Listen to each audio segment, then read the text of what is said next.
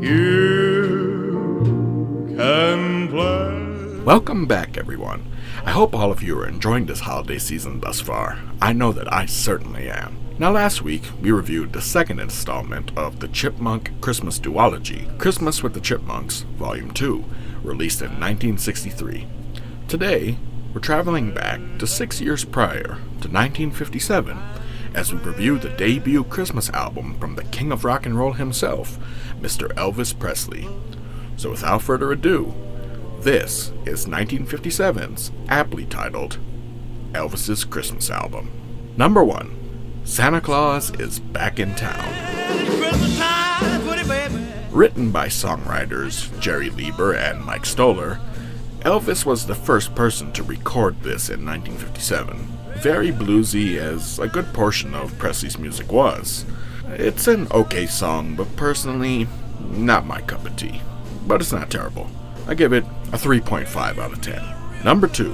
White Christmas. Just like the This is an okay cover. Personally, not nearly as good as the Dean Martin, Bing Crosby, Johnny Mathis, or Sinatra versions, in my opinion. But it's not bad, it's just kind of bland. I give this one a 3 out of 10. Number 3.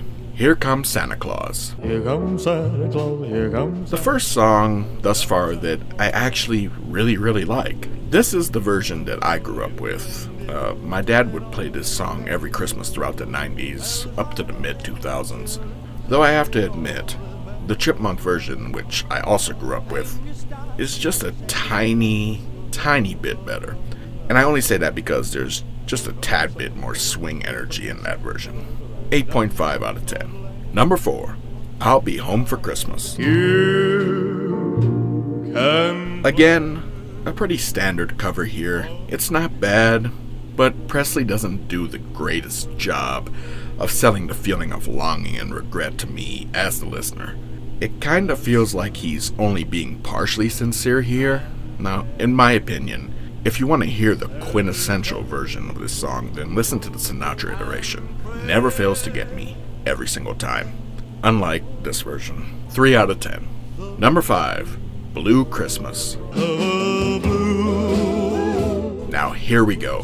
Whenever I think of Elvis Christmas songs, this has always been the gold standard for me. I've loved this song since I was in kindergarten when I first heard my dad play it back in 1997. I even took the entire cassette tape to school and asked my teacher, Mrs. Moore, to play it during activity time. Not just my favorite Elvis Christmas song, but one of my top 5 Elvis songs, period. I give this one a 10 out of 10. Number 6. Santa, Bring My Baby Back. My second favorite Elvis Christmas song. I first heard this one around the exact same time as the previous song.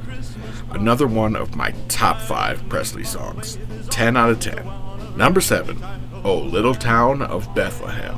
Oh, little town. Personally, I never cared for this song ever since childhood. I've really disliked it quite a lot, regardless of what version it is. Nothing more to say.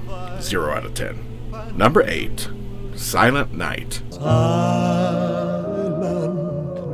Now, this song has always been one that I either liked or disliked, depending on which rendition it was that I was listening to and which artist was covering it.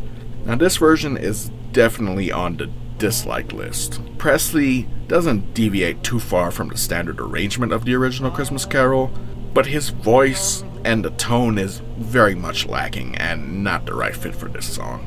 Plus that final line, Christ our Savior is born, that always ruins it for me. 0 out of 10. Now, this is something I don't usually do when I do album reviews, but I have to make an exception here. Now, I'm going to end the review right here. There are technically 4 more songs on the album, but those are actually songs from a gospel EP that Presley released sometime before this, and I guess they didn't have enough songs for this entire Christmas album, so instead of writing new ones, they opted to just throw those songs from the EP on here. Regardless, personally, I'm not religious. I am a hardcore atheist. I'm completely against religion. And I do respect gospel for what it is, the genre, as far as the artistic viewpoint of it, but it's not really my thing. And personally, I don't have any love for the style of music as far as it making a connection with. So, that being said, I'll just wrap things up here. And that's it, folks.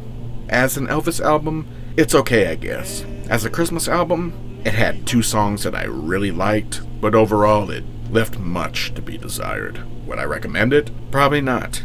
I'd say if you want to save yourself the time, just listen to Blue Christmas and Santa Bring My Baby Back, because that's about all that this album is good for, at least in my opinion.